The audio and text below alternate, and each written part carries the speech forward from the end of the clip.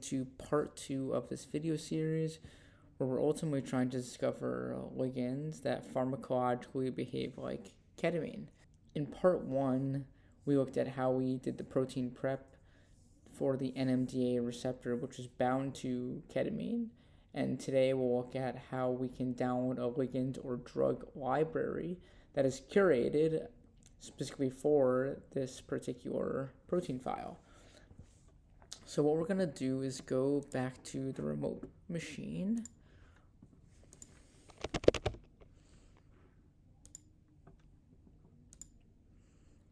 We're going to go back to that Alienware computer that I was talking about.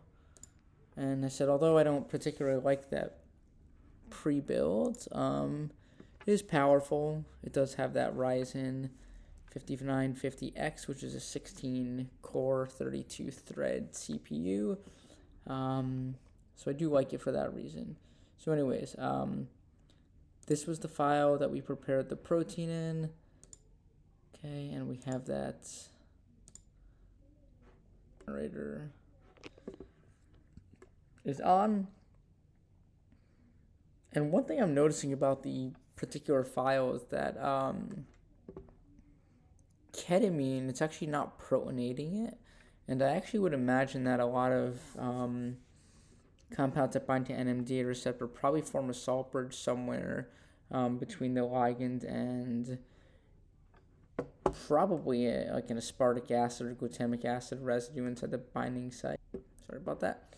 So what I'd imagine is that somewhere inside this PDB file, there probably is a salt bridge formed with like a glutamic acid or aspartic acid. You often see this with a lot of compounds that bind to ion channel receptors, like glutamate and GABA.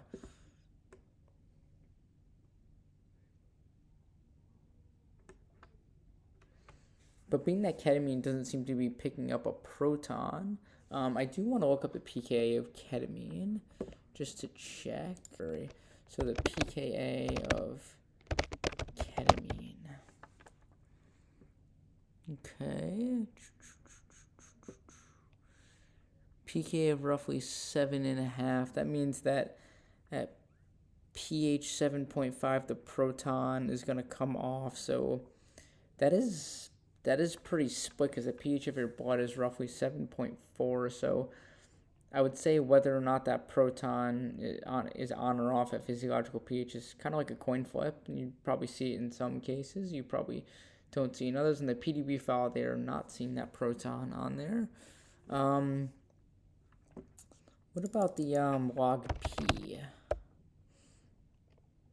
just look up the log P ketamine.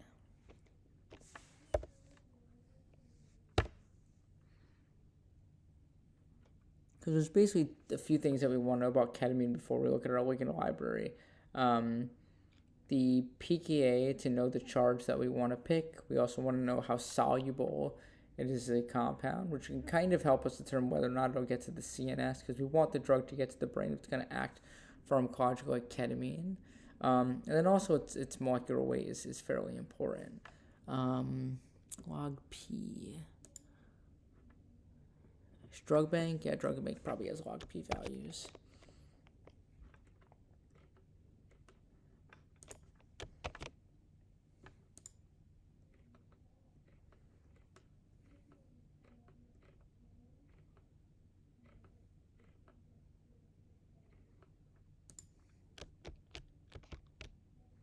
Let's go back to the MacBook.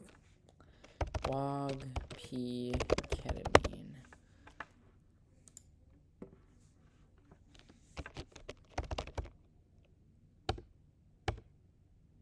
Oh, drug bank. There we go. Let's go here to drug bank.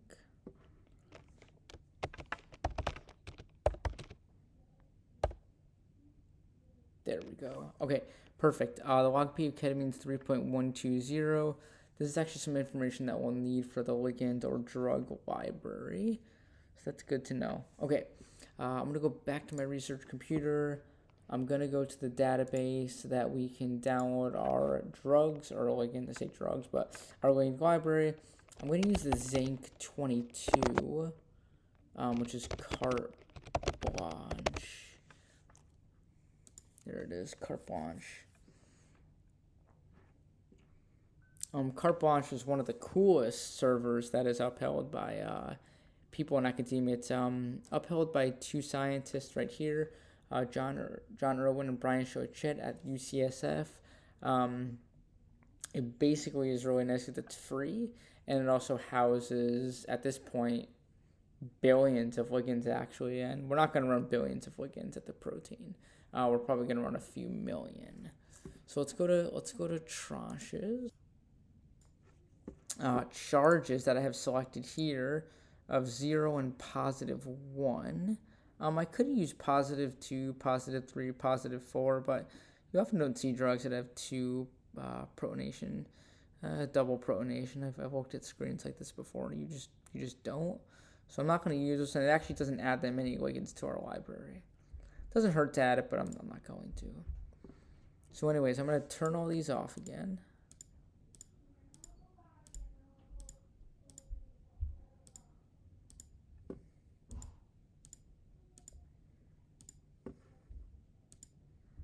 Wish there was a faster way to turn off all these, to be honest.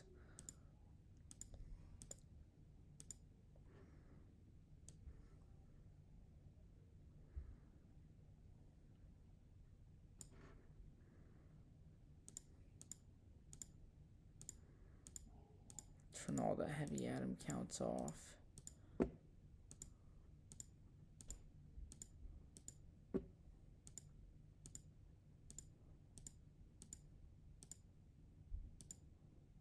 Okay, 0. Good. Okay, so now I can look for, I can make a curated library. For the heavy count, because ketamine, what's the molecular weight? What did we say the molecular weight was?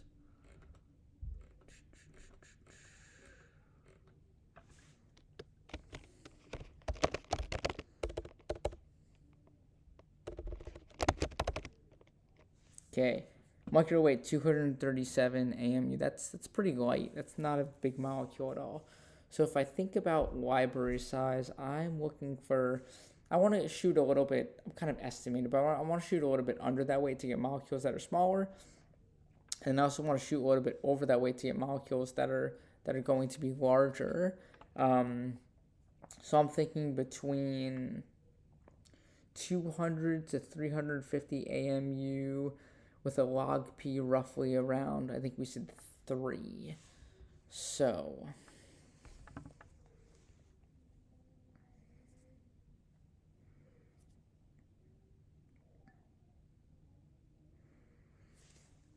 log P, if it's 3, I'm going to go up. I'm going to go a little bit down and a little bit up. Log P is going to be, let's see, it's going to be over here. Scroll down a little bit to 280 for 2.8.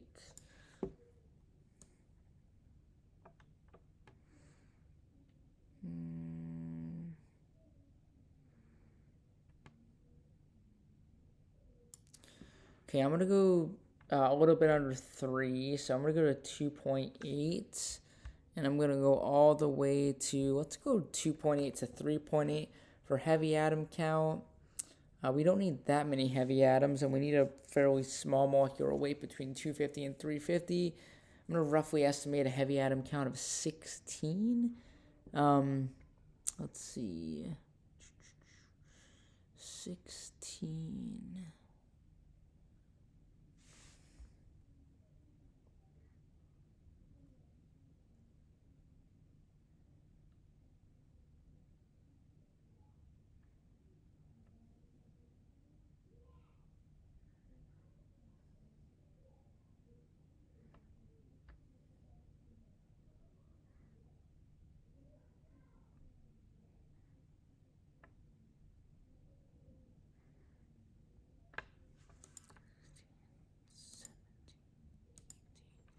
And if you want to know where I'm kind of estimating the heavy atom count from to interpolate the molecular weight, you'd probably have to read the paper for that. There's a paper about zinc 22, and it kind of talks through how they organize. But basically, in a very nuanced, small nutshell, Basically, as the heavy atom count gets higher, the molecular weight gets higher. So 16, 17, 18 are kind of tranches that are going to be within that 2 to 350 AMU. And then log P we talked about, we're going to go 280 to 380. So I'm going to select all these.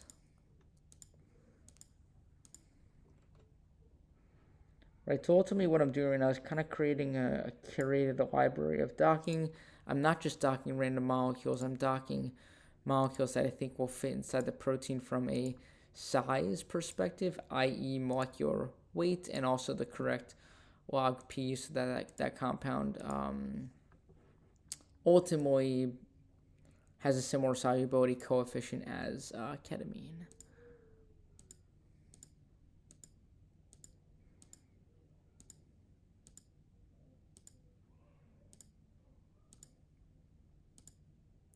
Okay.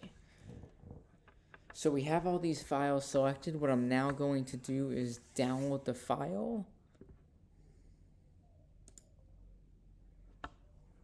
Okay. The format and the method that you use depends on the type of OS that you're using.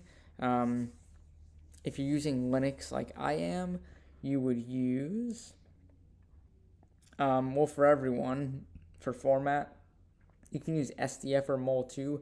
I find that SDF takes up less space on my hard drive, so I usually use SDF. And then for method depends on the type of OS that you're using. For Windows, you would use PowerShell. Or I would use PowerShell because I've done this on Windows before. I don't like it as much. For Linux and Mac, you're going to use curl. Okay, so now I'm going to download this file. X out of here, minimize, create a folder. Now I'm going to create a folder. Create new folder. Call this ketamine.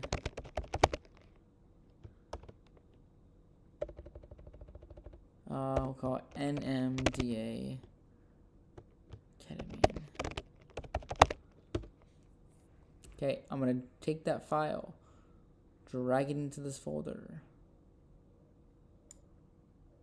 Make sure it's in there. Great. I'm going to open up a terminal. And I basically need to extract all the file folders inside that folder. So I'm going to go cd./desktop. Okay, cd./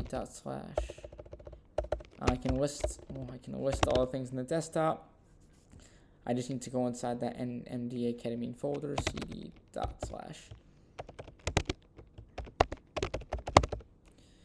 If I list the file, great. Else is to go CSH.